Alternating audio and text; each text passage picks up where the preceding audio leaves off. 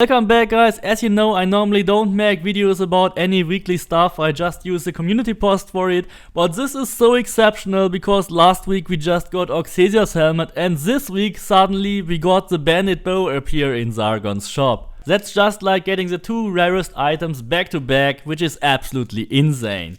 As you know, the Bandit bow can only be obtained from Olympian gifts or when Sargon randomly decides to sell it. There's a pool of over 500 items for pulling Olympian gifts and Sargon is using the same pool to pull his two epic items every week. So there's a small chance that also the Bandit bow and the Darksteel mask will appear in Sargon's shop, but so far this only happened once before in over 4 years. So what makes this bow so special is that it has critical damage already on it. You can normally not engrave critical damage on your own. And there are only 4 bows in the game with that engraving, and this one is the best of it. So instead of the Darksteel masks, this item is actually really good, but it still lives in the shadow of the Bighorn bow. But it is definitely the second best, even though with a very big distance. And just to show you what this item is actually capable of, it is used for the damage world record strategy, which gives you over 1.8 billion damage on a single hit. So there is some really crazy stuff you can do with the help of the extra crit damage of this bow. If you're having trouble to get this bow from Sargon's shop, you might have to dismantle all your fake Bandit bows from your inventory and also from your ship to be able to buy it. Once you get rid of all your fake Bandit bows, the checkmark will disappear and you can get it.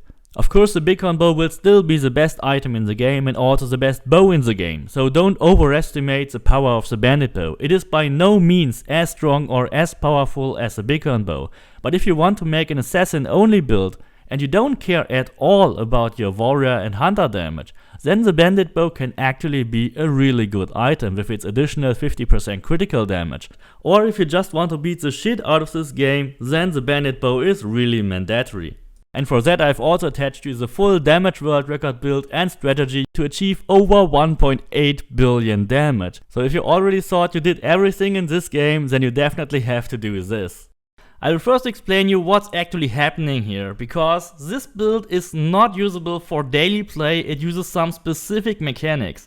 One of it is the chance to deal assassin damage on a melee hit, and you can invest 20 points in your masteries to get a 5% chance to use your assassin damage for melee hits.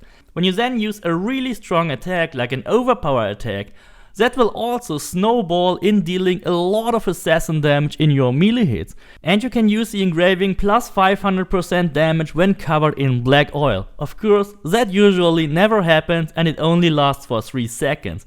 And then there is the polo mark glitch. When you hit polo marks from behind, you actually deal 4 times the usual damage. So when I hit that polo mark in my last video, it actually dealt 4 times the 40 million overpower damage. And when you combine that now with the oil pot and with the chance to deal assassin damage in an overpower animation cancel, you will get over 1 billion damage. That was the former world record from 2020. But now the game gave us some really crazy new tools. First of all, the plus 100% damage but minus resistances, and the plus 200% critical damage with fire attacks. But especially the new fire damage engraving has some fiddly things that can go wrong, and I will show you exactly how I did it.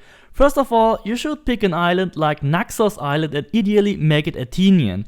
Having this island under Athenian control can actually help you increase your damage to have damage with Athenians in your build, but we will come to that later when I show you the build. There's a polo mark next to a couple of oil pots, and in that fort there is also a shallow water pond, which we can use to increase our damage when we have contact with water.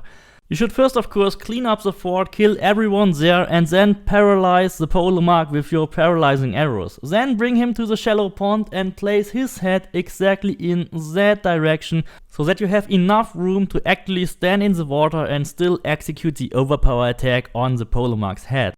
After all this preparation, you can now head back to the mountain to make a manual save and save this state of the fort with the polo mark lying in the pond. Because in case you didn't get the assassin damage on a melee hit, you can simply reload that save. Also, don't forget to switch to nighttime, because that way you will get the additional 10% damage multiplier from Stealth Master. Make sure to select the correct loadout. I cleaned the fort with a different one, because this one will only have 40% crit chance, so that is really not for daily play.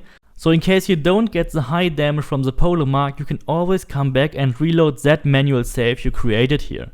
The first thing you do now when you try this, jump down the cliff and activate your fire damage.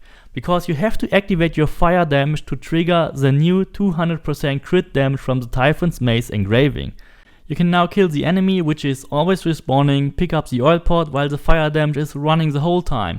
You have to keep the fire damage running because it has to run for at least 20 seconds. The Typhon's Mace engraving only triggers after 20 seconds. That is literally when the fire damage is almost over or is actually over.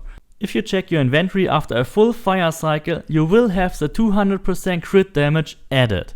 But that only works if you activate fire manually. Now you can activate your Battle Cry ability, activate fire damage again, slow down time and hit the polemarch right on his head.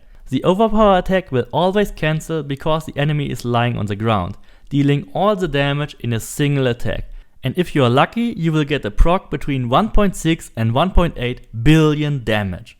The only problem is that you have to try that a lot of times, because you only have a 5% chance to deal assassin damage on a melee hit. And if your crit chance is not 100%, you are not even guaranteed to get a critical hit.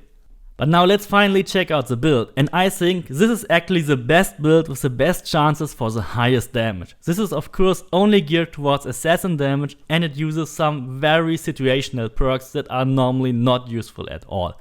We'll start here with the first weapon, which is an assassin dagger with assassin damage, critical damage and fire damage, and here we engrave the convert 50% damage to all damage. You could of course also use a sword here. There's actually no difference in using a sword or a dagger. I just found a dagger first, so I used the dagger, but if you get a sword with the same engravings with assassin damage, critical damage and fire damage, you can also use a sword for that. You have to either use a sword or a dagger to perform the overpower attack on the polemarch. The second melee weapon will be an axe, because only on axes we can engrave the new engraving from the Typhon's axe. The axe has the same engravings as the dagger, assassin damage, fire damage, critical damage, and the Typhon's axe engraving with the 200% critical damage with fire attacks. On the Bandit bow we have assassin damage, crit chance and critical damage, and here we engrave the 100% damage but health capped to 25%. In any other build except in this one, the bighorn bow would of course be the better option. But here we want the maximum crit damage, we only need assassin damage, so here we use the Bandit bow. In any other build, in any normal build, always use the bighorn bow, definitely. This is just an exception, this is not a normal build. For the helmet, of course, we use the Darksteel mask with hunter damage, 100% crit damage while full health. That is a unique engraving that can only occur on this specific helmet. Normally you cannot get 100% crit damage on helmets, and when we engrave another 50% crit damage here, we get a helmet with 150% crit damage, which is really awesome.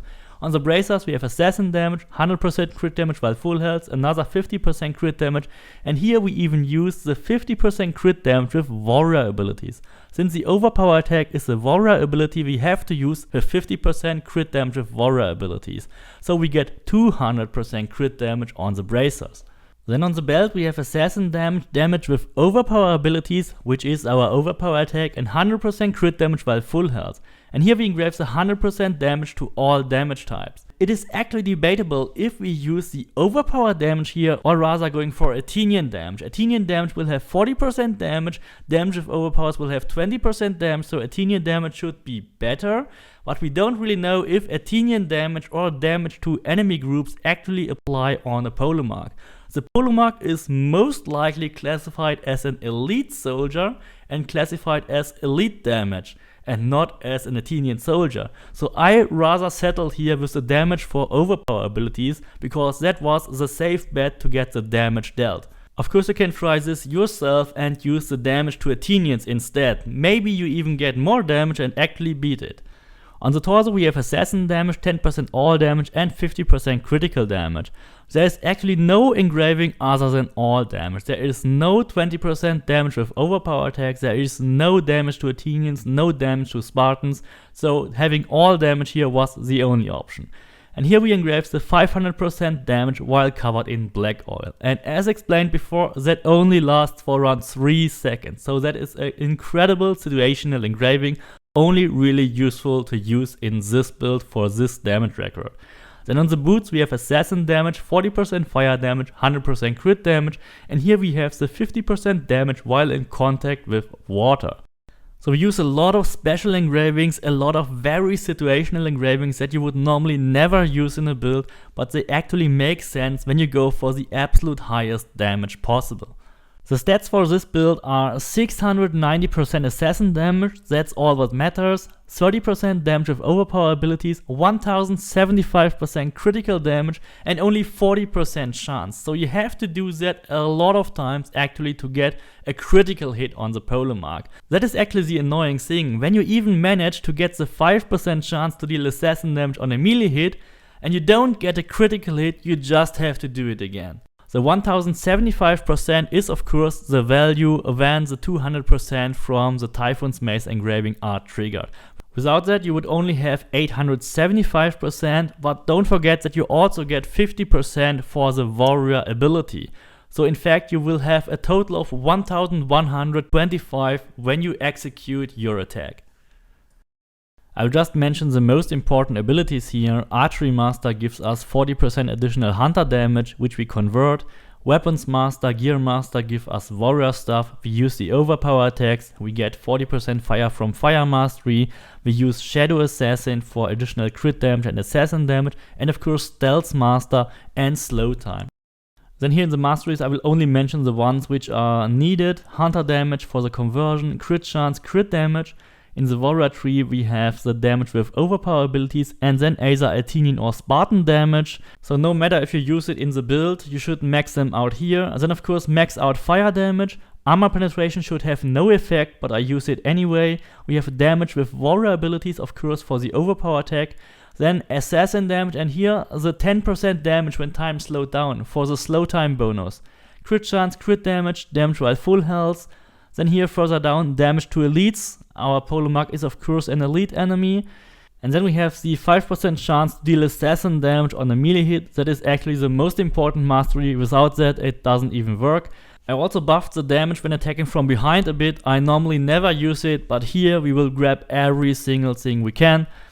I just have to remind you again, this is definitely not a good build for daily play. It has only 40% crit chance, it is really annoying to use, it doesn't deal a lot of damage, it only deals a ton of damage in one very specific situation. Use it if you want to try the record, but in any other situation, just don't use this build. But I hope you like this video, please let me know if you beat the record and don't forget to subscribe, leave me a like and see you next time.